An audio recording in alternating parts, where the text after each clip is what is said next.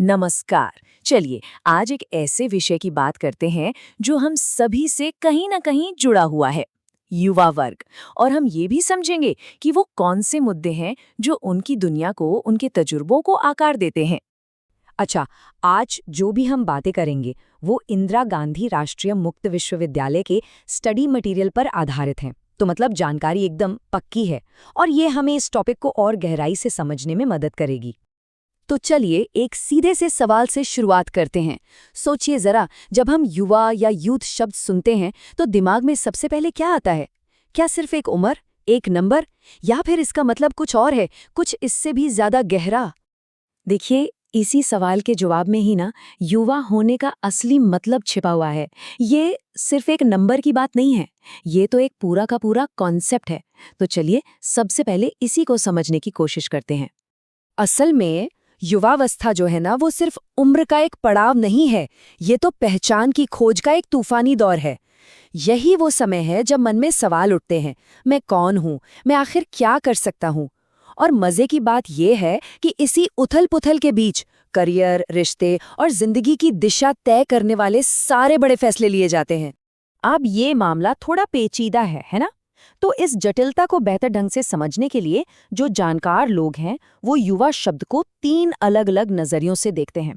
और मजे की बात यह है कि ये तीनों ही नजरिए हमें एक बिल्कुल नई समझ देते हैं। तो पहला नजरिया तो बड़ा सीधा सा है, भाई उम्र का एक दायरा। दूसरा नजरिया इसे एक सफर की तरह देखता है, बचपन से बड़े होने तक का बदलाव। और तीसरा, जो मुझे सबसे दिलचस्प लगता है, वो ये कहता है कि युवा होना समाज की बनाई हुई एक रचना है। चलिए एक एक करके इन तीनों को थोड़ा और करीब से देखते हैं। तो सबसे पहली और सबसे आम परिभाषा जाहिर है उम्र पर आधारित है। यूनाइटेड नेशंस के हिसाब से 15 से 25 साल की उम्र के बीच जो भी हैं वो युवा हैं। पर हाँ, ये कोई पत्थर की लकीर नहीं है।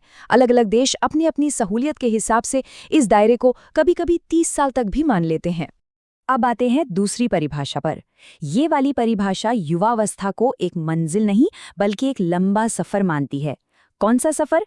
ये वो सफर है जो बचपन की निर्भरता से शुरू होकर एक जिम्मेदार वयस्क बनने तक जाता है।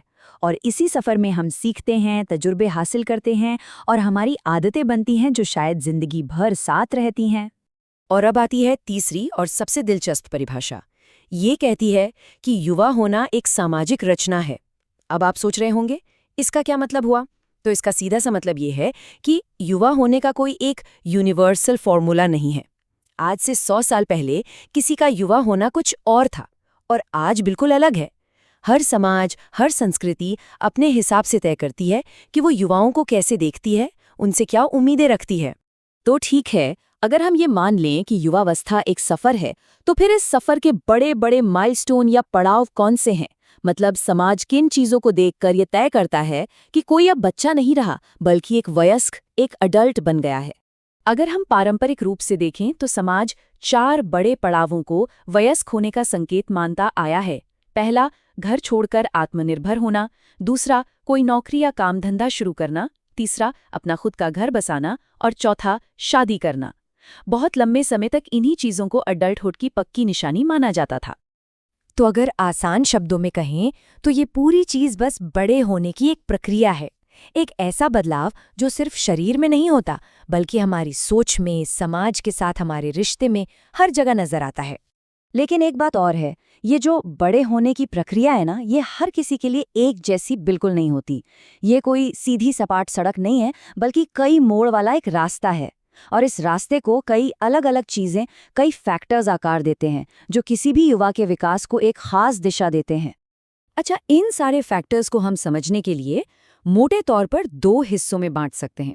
इसे ऐसे समझिए, एक तरफ वो चीजें हैं जो हमारे अंदर से आती हैं, जिन्हें हम व्यक्तिगत कारक कह सकते हैं, और दूसरी तरफ वो चीजें हैं जो बाहर की दुनिया से हम पर असर डालती हैं, यानी हमारे पर्यावरणीय कारक। अगर हम व्यक्तिगत कारकों की बात करें तो सबसे पहले तो शरीर में हो रहे बदलाव आते हैं, हार्मोन्स में चेंजेस आते हैं। और इन्हीं बदलावों के साथ साथ मन में अपनी एक पहचान बनाने की, यानी मैं कौन हूं का जवाब खोजने की जद्दोजहद शुरू हो जाती है।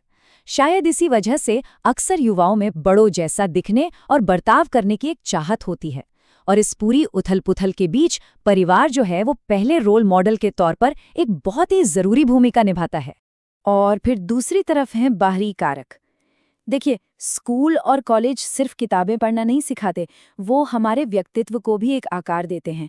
और इस उम्र में तो शायद परिवार से भी ज़्यादा असर दोस्तों और साथियों का होता है ना? इनके अलावा हमारा धर्म क्या है, हमारा कल्चर कैसा है, ये सारी बातें भी हमारी सोच और हमारे मूल्यों की नींव रखती हैं। तो अब तक हमने परिभाषाएं समझी, बड़े होने के पड़ाव भी देखे और उन पर असर डालने वाले अंदरूनी और बाहरी फैक्टर्स को भी जाना। लेकिन अब सबसे बड़ा सवाल उठता है, आखिर ये सब समझना इतना ज़रूरी क्यों है? हमें युवाओं के बारे में इतनी गहराई से बात करने की ज़रूरत ही क्या है? जरूरी इसलिए है क्योंकि हमें अपना नजरिया बदलने की जरूरत है।